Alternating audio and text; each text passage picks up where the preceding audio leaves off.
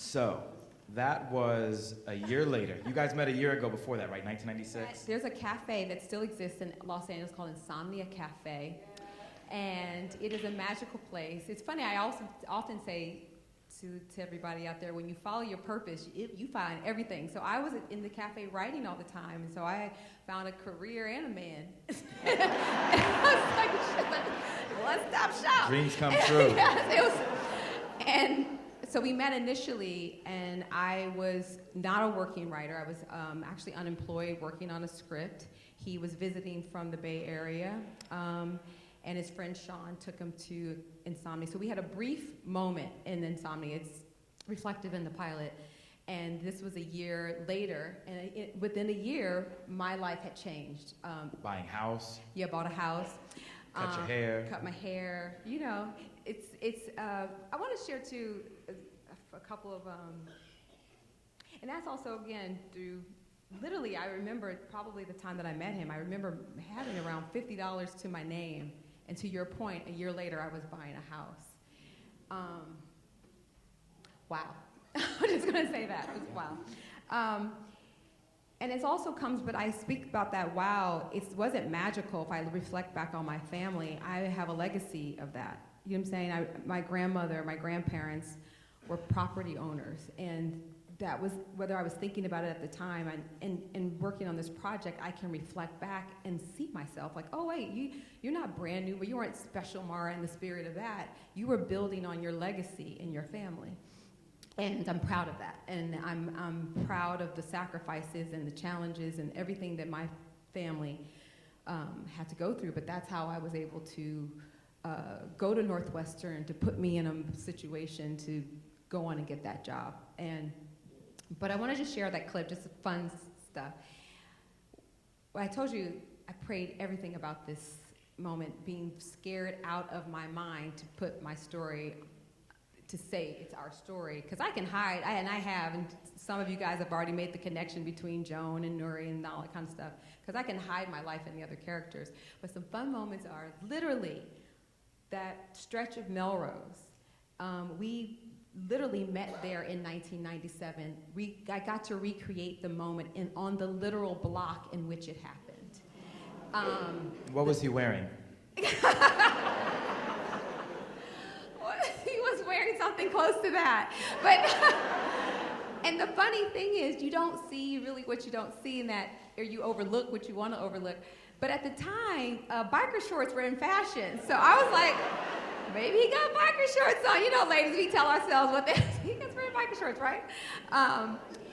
But the funny in the real story, and I didn't get to show it where he was, literally prior to that moment, Salim was going to work out with his friend, and the friend was like, man, but he had sold everything to get to LA to be a filmmaker. He was putting together, he just shot there's a movie he has, Dry Longzo. They made this movie for so another inspiration, they made this movie for $25,000 with that and community filmmaking. And he came to LA, and part of coming to LA, he had to sell everything. And I think about Salim, that's why I wanted to capture in Yasir. I think about the boldness of living your life, so like where you can be judged immediately, but he is a man, he is a king. He walked, even though he had his underwear on. Yes, he knew who he was inside. Now the trappings don't look very king-like, but that's what I was attracted to, obviously. But yes, he was wearing those underwear. The other thing I want to say, you know, there's other details, you know, that benefits. But anyway, This airs Tuesdays at 10 p.m., so it's after 9. Adult content. Okay. The furniture store. Here's another. This is where I know that God's over everything, by the way, so you don't have to really question that, but it's fun to see it. That furniture store, in the literal section where he walks over, she stands. The furnishings weren't quite that way, but we literally shot in the furniture store that he walked in when I was looking for furniture. In that corner, I got to block it. Got to block our love story in the actual building. Other important note, the owner of that store still owns it today. And she had just became the owner few months prior to us meeting in that store, and she was present that day. But here's the real in TV land and movie, especially the filmmakers, it doesn't mean that you're going to get the permit or you can afford the location or that any of that, or that they even want you in their store.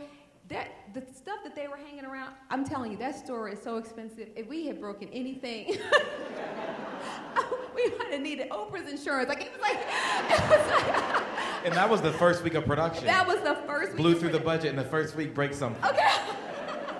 So, and I just share that, just the magic, we shot that on day one of shooting, and it was just, I felt so supported and just excited. And I also think, I was also, so that literally happened, although the baby wasn't present for our reunion, his friend was. And so that was fun, putting all those details in. But it was a way to introduce Sean's character and who Sean was, and put the baby there, and it just flowed. And biker shorts to those little details were real. And the way the series lays out, the pilot and the first, there's some real tentpole moments throughout the series, but the pilot is really close to, it's not 100%, but it's the closest to being that really did happen. You'll see in the next clip where he sends this note to her. That Salim really did send me a note to my job. These little romantic moments and serendipitous moments that we recognized. We saw each other spirit, even though we didn't know each other, we knew each other in a really interesting way. But anyway, those are just some fun details to share about that clip. Well, she already queued up the next one. Let's look at it.